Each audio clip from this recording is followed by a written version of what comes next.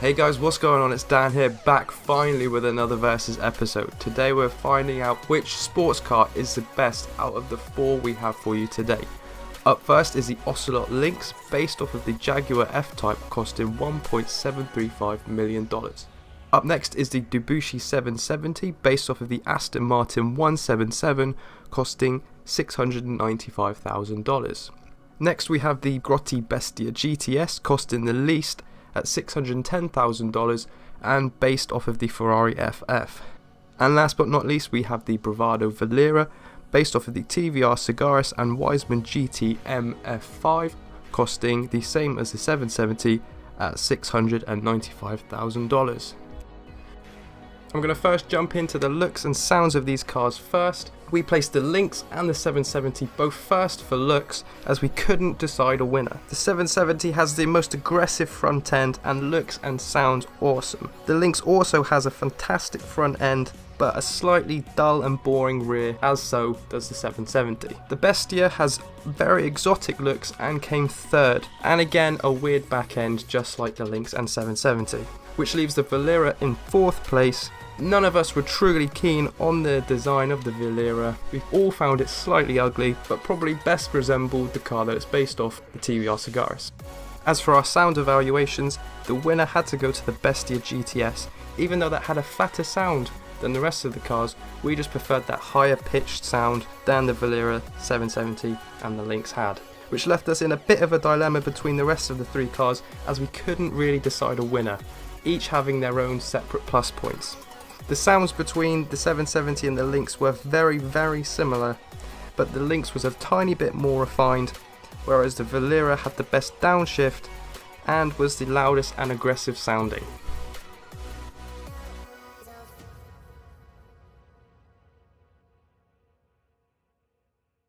So it's now time to find out how these cars were around our track. I'll start with the Verlierer.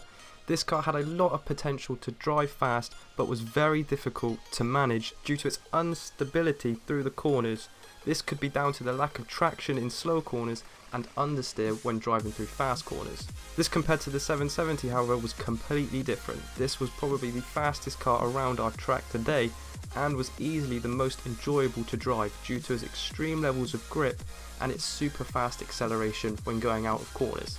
The Bestia GTS has always been one of the easiest cars to drive fast in the game due to its almost flawless cornering capabilities, almost on level with the Turismo. Even though this top speed isn't that great, it still posted a fast time around our track. The Lynx, however, was the most disappointing car to drive here, despite being the most expensive. It was poor in both handling and top speed around our track.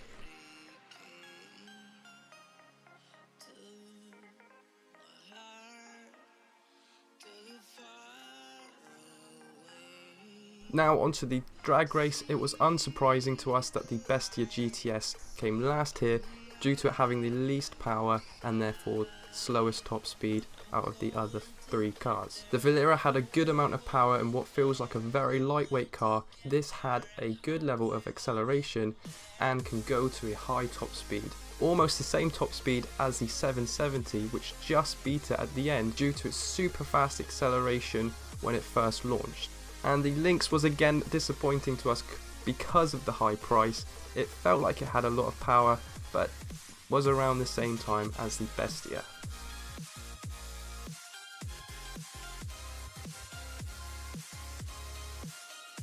Okay, so it's now time to find out how customizable these 4 cars are. We'll start with the Lynx.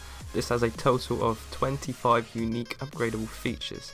It has 4 front bumpers, the painted carbon splitter, sports grille, custom chin spoiler and extreme aero front bumper, 5 rear bumpers, the carbon rear bumper, painted rear diffuser, painted bumper and diffuser, carbon rear diffuser, 1 chassis upgrade, the roll cage, 4 exhaust upgrades, the oval exhaust, chrome tip exhaust, race exhaust, titanium exhaust, 4 hood upgrades, the performance hood, double vented hood, scooped hood and carbon vented hood, 2 liveries, the zero gas and oscillate racing, 1 skirt upgrade, the carbon skirt, 4 spoiler upgrades, the mid-level spoiler, carbon wing, drift wing and GT wing. The Verlierer has 26 unique upgradable features, which is the most out of the other 3 cars. It has 6 bumpers, the painted and carbon splitter, painted bumper and splitter, custom front splitter, curved aero splitter, flat aero splitter and GT bumper, 2 exhaust upgrades, the dual exit exhaust and 1 fender upgrade, the race wing vents, 5 hood upgrades, the vented hood, secondary vented hood, carbon hood, ram air hood and carbon vented hood, 3 mirror upgrades, the colour coded mirrors, carbon mirrors and custom mirrors, 3 roll cage upgrades, roll cage, colour coded cage and secondary cage, 1 skirt upgrade, the carbon skirt and 5 spoiler upgrades, the tuner wing, secondary wing, drift wing, colour coded wing and GT wing. The 770 had the least unique upgradable features at 8. It has 2 exhaust upgrades, the oval exhaust and titanium exhaust, 2 skirt upgrades, the custom skirts and the carbon skirts, and finally 4 spoiler upgrades, the low level spoiler, high level spoiler, carbon wing type 2. And finally onto the Bestia GTS. This has a total of 12 unique upgradable features. It has 3 bumpers, the Euro bumper, race bumper and drift bumper, 1 exhaust, the oval exhaust, 3 hoods, smooth hood, twin vented hood and carbon twin vented hood, 3 skirts, the carbon skirts, street skirts and sports skirts, and finally 2 spoiler upgrades, the low level spoiler and mid level spoiler. And that is going to wrap up today's video, guys. As we can see from our results table, the 770 won with 34 points. In second was the Bestia GTS on 32 points. Third was the Verlierer on 29 points. And last was the Lynx with 25 points. I hope you've enjoyed today's video, guys. Be sure to leave it a like if you did. And if you are new to this channel, make sure you subscribe. I've been Dan, thank you for watching, and I'll catch you next time.